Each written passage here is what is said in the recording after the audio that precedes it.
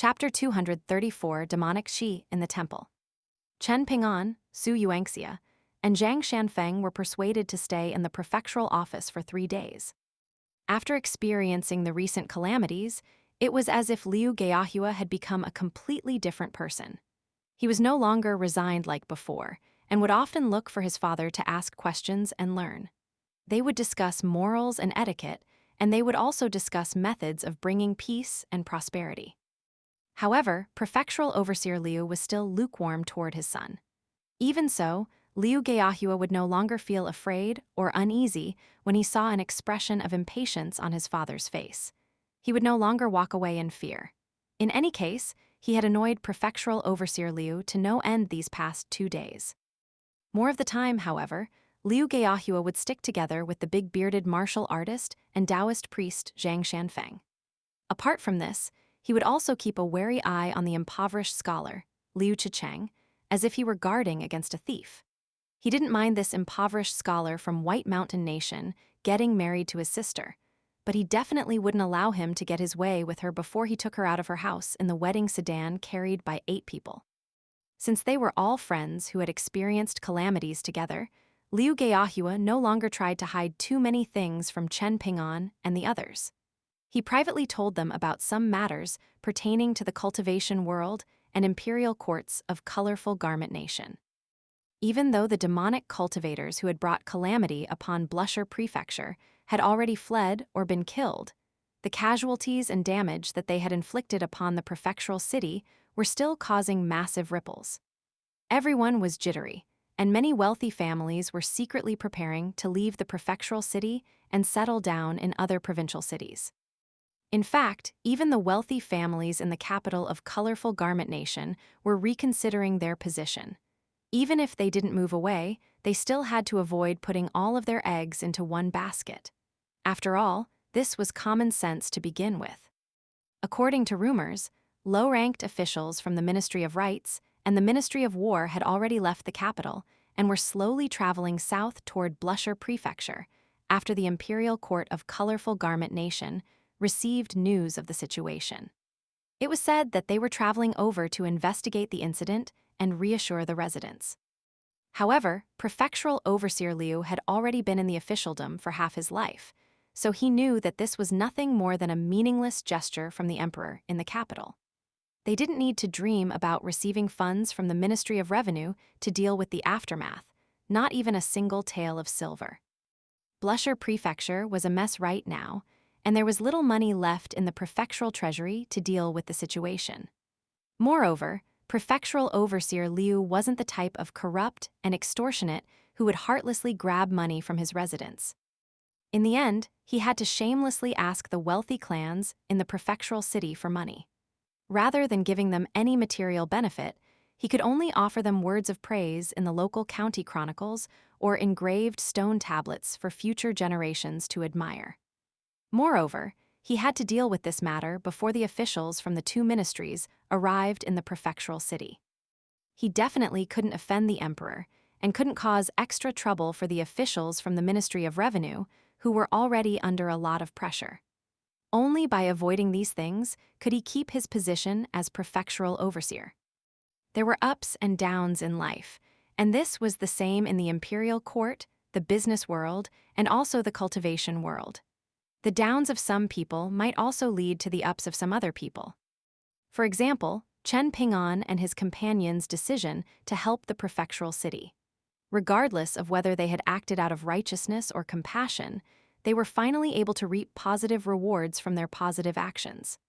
After going over their spoils, Su Yuanxia and Zhang Shanfeng found that they had surprisingly made a huge profit. Su Yuanxia had obtained a new powerful weapon, a short saber left behind by old demon Mi's eldest disciple. The previous owner of this short saber had been a demonic cultivator, but the saber chi of this weapon was unexpectedly bright and dazzling after it was drawn from its scabbard. It didn't appear sinister at all. Not only that, but the armored general had also developed a strong relationship with the big-bearded martial artist after fighting alongside him. He had purposely reported a top-notch bow and 5 mohist arrows from the prefectural storage as lost, and had secretly given them to Su Yuanxia. Su Yuanxia had initially refused to accept them. Military law was paramount, and regardless of what things were like in the other regions of colorful Garment Nation, it was very likely that General Ma adhered to this principle, judging from his manner of leading his soldiers.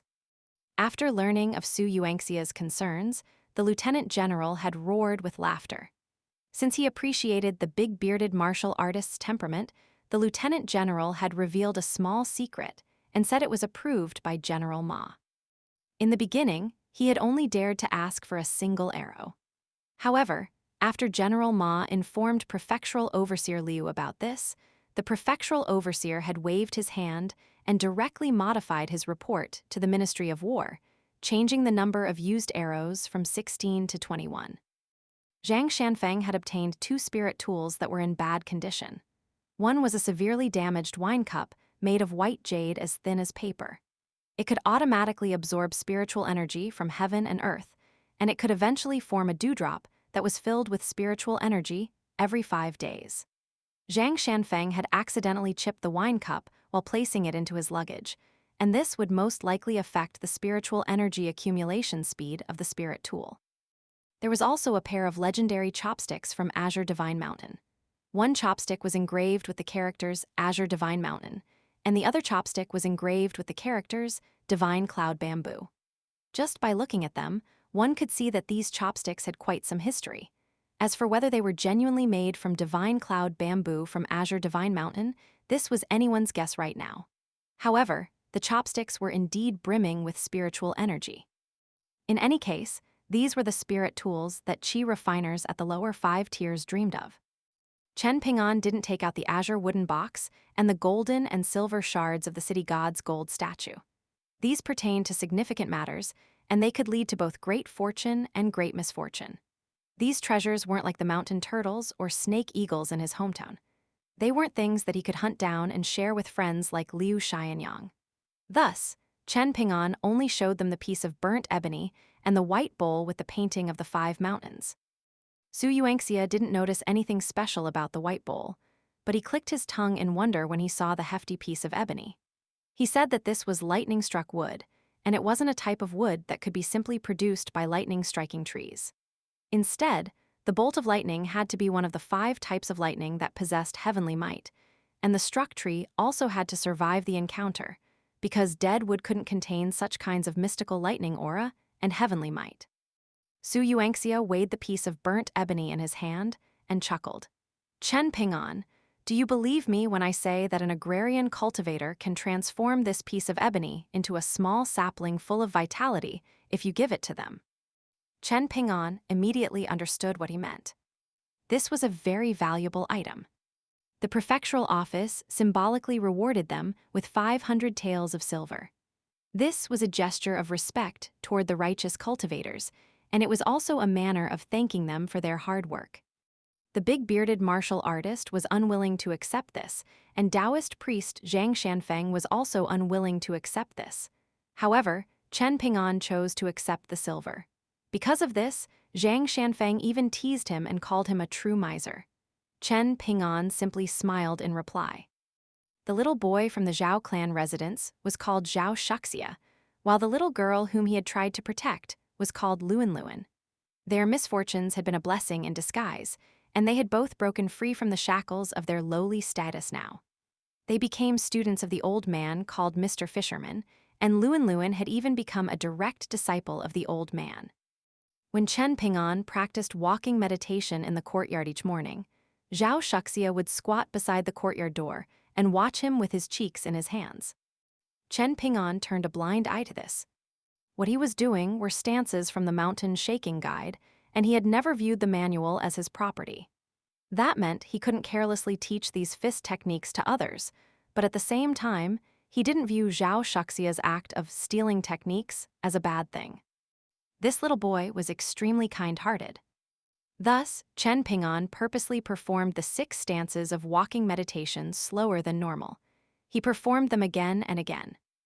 On his final day in the prefectural office, the sun shone bright above his head.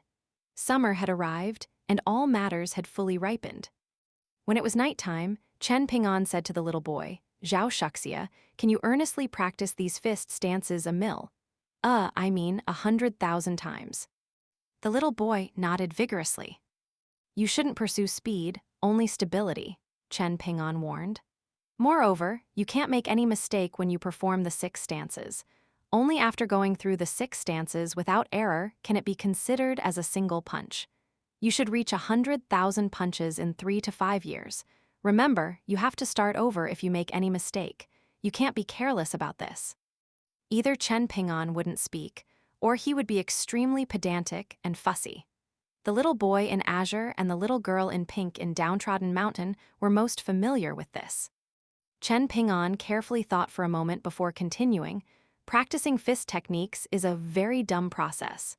Zhao Shuxia, you can be a smart person, of course, you are indeed much smarter than me, but you should know that the dumber, the better when you practice fist techniques. Do you understand? There was a determined look in the little boy's eyes as he clenched his fists and replied, I understand. Only by enduring the greatest hardships can I rise above all others. The innately intelligent little boy genuinely understood this principle. Chen Ping'an was very amused, and he asked, What do you want to do after rising above all others? I'm going to buy a lot of warm winter clothes for Luan Luan, Zhao Shuxia replied without hesitation. Then what about yourself? Chen Ping'an asked. The little boy wiped his mouth and replied with starry eyes, I'm going to eat full meals every day. The smile disappeared from Chen Ping'an's face. He frowned slightly and asked, That's all. The little boy was from an impoverished and lowly background, so he was naturally skilled at reading people's expressions. He was slightly troubled upon seeing Chen Ping'an's frown, and he was afraid that his benefactor would view him as unambitious. However, he genuinely had no other thoughts at this moment, and he was ultimately unwilling to lie to Chen Ping'an. In the end, he could only hang his head and say in remorse, That's all. How is eating full meals enough? Chen Ping'an had purposely put on a stern expression just then, but it softened considerably at this moment as he rubbed the little boy's head. You also need to have meat with every meal, he said in amusement. Zhao Shuxia instantly chuckled like a fool. Zhang Shanfeng, Liu Geahua, and Liu Chicheng were squatting in a row on the corridor bench. Luan Luan was sitting in the lap of Liu Geahua's older sister, and they were slightly further away from the 3 men. Everyone smiled in amusement upon seeing Chen Ping'an's interaction with Zhao Shuxia. They had faced many challenges during their time together, and this was a rare case of a peaceful encounter and a peaceful farewell. At noon the next day, Liu Chicheng left the prefectural city with Chen Ping'an and the others. Liu Geahua and his older sister, Zhao Shuxia and Luan Luan, as well as the old scholar Mr. Fisherman, all went to see them off. They saw them off all the way to a resting station 3 kilometers from the city.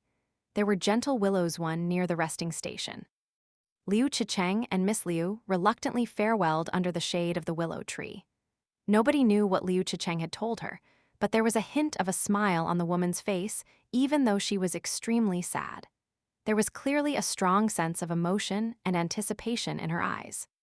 Chen Ping'an walked over to Mr. Fisherman and handed him the paper notes worth 500 taels of silver. He also gave him a gold paper talisman. He said that these were presents to the master on behalf of Zhao Shuxia and Luan Luan, and he hoped that Mr. Fisherman could accept them. The old man was a direct person, and he accepted the gift without any hesitation. He smiled and told Chen Ping'an to be at ease. He promised that he would definitely treat Zhao Shuxia and Luan Luan as if they were his own children. He definitely wouldn't let them suffer. In the end, Chen Ping'an cupped his fists and said, Mr. Fisherman, your moral integrity is even higher than mountains and longer than rivers. These were words of sincere praise from the bottom of Chen Ping'an's heart. As such, it wasn't difficult or embarrassing for Chen Ping'an to give such sophisticated praise for the first time. The old man held the hands of the 2 little children as he watched the 4 people leave. He chuckled softly and said, He possesses both an immortal air and a chivalrous aura. He's a true talent of a nation. Liu Geahua lightly nudged his older sister's elbow and asked with a smile, Sister, what magic potion did Liu Chicheng feed you? He was actually able to stop you from crying.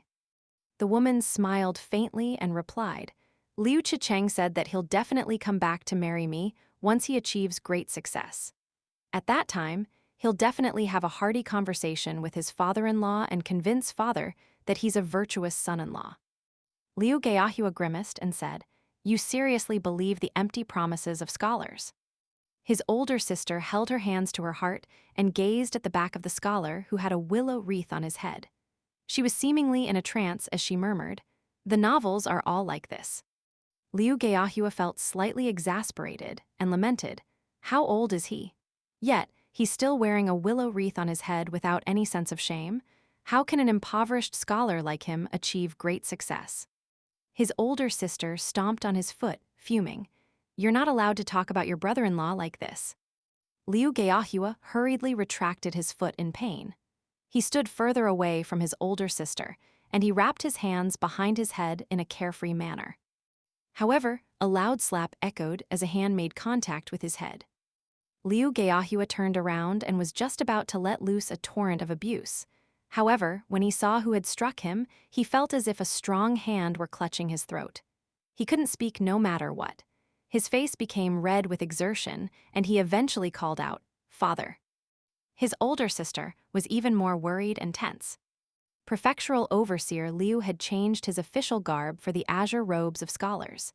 He stood between his son and daughter and asked, "You're friends with Chen Ping'an?" Liu Geahua was unable to determine his father's mood and hidden intention at this moment, so he carefully replied, "I guess so." Prefectural Overseer Liu glanced at his son and chuckled coldly. He didn't say anything else, and he turned around and walked over to Mr. Fisherman. He started to discuss morality and virtue with the old man. Miss Liu secretly patted her chest. It was as if a huge weight had been lifted off her shoulders. "Sister, did I say something wrong again?" Liu Geahua asked softly. She was amused at his misfortune, and she replied, "You've been wrong so many times that it doesn't matter anymore. This is the situation right now. What are you afraid of?" Liu Geahua sighed in grief. The two of them didn't dare to follow their father, lest he roll his eyes at them again. They were even more afraid of being scolded by him. Thus, they followed him from a suitable distance. Zhao Shuxia suddenly slowed down and walked next to Liu Geahua. He looked up and quietly said, "Big brother Liu, my master praised you as a good person, saying that you're good-natured and have a sense of filial piety. Your father was very modest about this, and he said that you're just passable enough to not bring shame to the family." Liu Geahua had just questioned Liu Chicheng's ability to achieve great success, yet he was met with these remarks so soon after that. He hurriedly ran to the river, saying that he needed to wash his face. The group of people were able to enjoy a rare moment of peace and relaxation as they slowly walked back to the prefectural city along the official road. They brushed past a handsome young boy as they did so. There was a handful of willow branches in the young boy's hand, and there was also a red mark on his forehead. He was truly very beautiful. 3 days later, Chen Ping'an and his 3 companions settled down in an old and run-down temple for the night. This temple was located on a secluded mountain path leading to Water Combing Nation. Prefectural Overseer Liu had told them about it, saying that he had heard about a strange ferry station on Water Combing Nation's Earth Dragon Mountain that wasn't mentioned in the official records. It was extremely likely that this was the place Chen Ping'an was looking for. Perhaps this was the ferry station where immortals from the mountains went to catch ships that sailed across the Sea of Clouds. When they arrived at that ferry station, Su Yuanxia would bid Chen Ping'an and Zhang Shanfeng farewell and head to Azure Phoenix Nation in the southeast of Eastern, treasured Vile Continent by himself. He would bring his friend's ashes back to his hometown. Su Yuanxia liked to travel around the world on foot, and he also liked to write travel journals to record his adventures. He liked to record the strange and dangerous natural sceneries that he came across. Because of this, he was always unwilling to take transcontinental ships from the ferry stations. Meanwhile, Liu Chicheng's destination was someplace in the southwest of Eastern, treasured Vile Continent. It was a place that none of the others had heard of before. In fact, even the knowledgeable and well-traveled Su Yuanxia had never heard of this place before. The abandoned temple was quite creepy at night. The statues of the four heavenly kings had already collapsed to the ground, and the Buddhist temple was also very large and spacious, allowing gusts of eerie wind to freely blow through. The hoots of night owls would occasionally echo through the surrounding forest without warning as well. Liu Chicheng was so frightened that even his lips were trembling. Even though they were sitting around a campfire, Liu Chicheng still shuffled as close to the big-bearded martial artist as he could. He felt like Su Yuanxia was the most fearsome-looking of them all, so he would definitely be able to suppress any ghosts and yin entities in the surroundings. He most likely couldn't rely on youngsters like Chen Ping'an and Zhang Shanfeng. As for the old ghost with makeup, living inside his body, Liu Chicheng had never viewed him as very powerful. He wasn't even at the golden core tier, and he could only hide inside his body and boast about his abilities. If he were truly powerful, then how could he have been suppressed and locked up for so many years? How would he have needed Liu Chicheng's help to escape? With this in mind, just how powerful could he truly be? After all, which genuine immortal didn't possess a divine and ethereal aura? Who the fuck would wear a pink robe to stroll around the city? In any case, even Liu Chicheng felt embarrassed for him. The demon whom Liu Chicheng had given the nickname Old Ghost with Makeup was well aware of his host's encounters and experiences. However, Liu Chicheng would lose portions of his memory whenever the old demon took over his body and put on the pink Taoist robes. He would only remember the events before and after he was possessed. This caused Liu Chicheng to feel extremely angry. When he married a breathtakingly beautiful wife in the future and took in jade-like mistresses and shapely maidservants, what would he do if he suddenly passed out right after climbing into bed with them? He would lose all senses and memories, and it would already be morning when he opened his eyes again. Not only that, but he would also be fully dressed and out of bed. Just how shitty would that be? Most importantly, who could he complain to? Who would understand his unique distress? Liu Chicheng was squatting with his bottom high in the air as he reached forward to warm his hands over the campfire. His face was filled with anxiousness. He was genuinely worried about his situation. The old temple was shrouded in the darkness of night, and Liu Chicheng became increasingly afraid as he looked to his left and right. Fortunately, Su Yuanxia was still drinking next to him, and Taoist priest Zhang Shanfeng was still practicing swordsmanship with his peach wood sword nearby. This caused Liu Chicheng to feel slightly at ease. Meanwhile, Chen Ping'an had ventured further away to search for firewood and dead branches to start another fire to cook. Liu Chicheng was truly impressed by this young boy. He was completely fearless and extremely simple-minded as well. He would practice the same two-fist techniques again and again, day after day. Nothing would stop him from doing so. Liu Chicheng felt like he would have already become an excellent scholar of Lakeview Academy if he had studied half as hard as Chen Ping'an was practicing his fist techniques. It wasn't long before Liu Chicheng saw Chen Ping'an jogging back. Apart from a large bundle of dry branches in his arms, there was also an old-looking item around 4 or 5 feet long in his hands. Chen Ping'an asked the others what it was and whether it was worth any money. Liu Chicheng rolled his eyes and scoffed. It's just a tall lamp stand to put your oil lamp on. Poor families can only afford short lamp stands, and they wouldn't be so fussy about these kinds of things anyway. According to some unofficial history books, a Buddhist temple called the Forest Temple was once the wealthiest temple among many empires in Eastern Treasured Vile Continent. In fact, this temple was even wealthier than the emperor. Was this not an act of rebellion? Because of that, there were several movements to destroy Buddhism. If the lamp stand in your hand was brand new, then it might have been worth some money indeed. However, it's nothing but a pile of scrap metal now. It's barely worth a few copper coins. Chen Ping'an felt a slight sense of pity. After putting the bundle of dry branches down, he hurriedly ran away to return the tall lamp stand to its original spot. Liu Chicheng rubbed his forehead. He felt like it was fairly embarrassing to travel around the world with a hillbilly like Chen Ping'an. After Chen Ping'an finished cooking, Liu Chicheng picked and chose his food during dinner. He then lay down some blankets and prepared to sleep. The big-bearded martial artist lay down and immediately fell asleep after drinking to his heart's content. His snores were like rumbling thunder. Zhang Shanfeng was responsible for lookout duty for the first half of the night, and Chen Ping'an was responsible for the second half. Chen Ping'an walked around to gather and tidy up the damaged statues of the bodhisattvas and heavenly kings first. He then moved them to corners where they wouldn't be lashed by the wind and rain. After finishing this, he started to practice walking meditation on the bumpy ground of the temple. In Liu Chicheng's words, Chen Ping'an's punches were so slow that the time it took him to throw a single punch would be enough time for him to enjoy a good long sleep.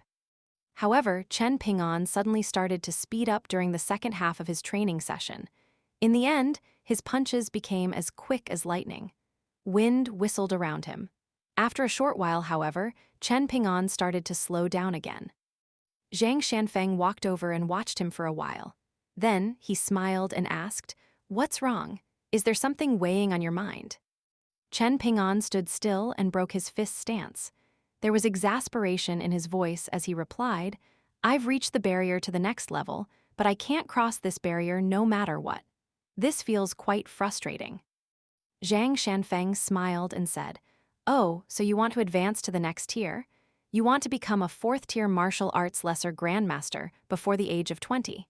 This would be incredibly impressive, even in complete Reed continent." Chen Ping'an sighed and revealed, "Before setting off, someone told me that it's best that I advance to the Qi refining tier of martial arts before I arrive at Old Dragon City." All of a sudden, the demon-detecting bell above Zhang Shanfeng's luggage suddenly started to shudder and ring violently. Zhang Shanfeng tensed up and exclaimed, "There's demonic qi approaching the temple."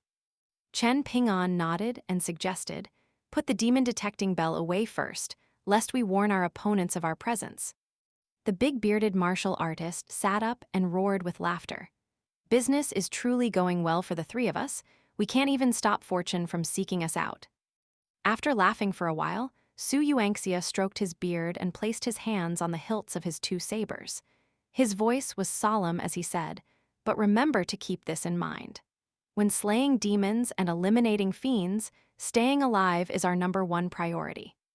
Chen Ping'an and Zhang Shanfeng exchanged a smile. The young Taoist priest chuckled and said, "I still have a divine movement talisman." After racking his brains for a moment, Chen Ping'an muttered, "I can run very fast." 1. Willows are a symbol of reluctant farewells.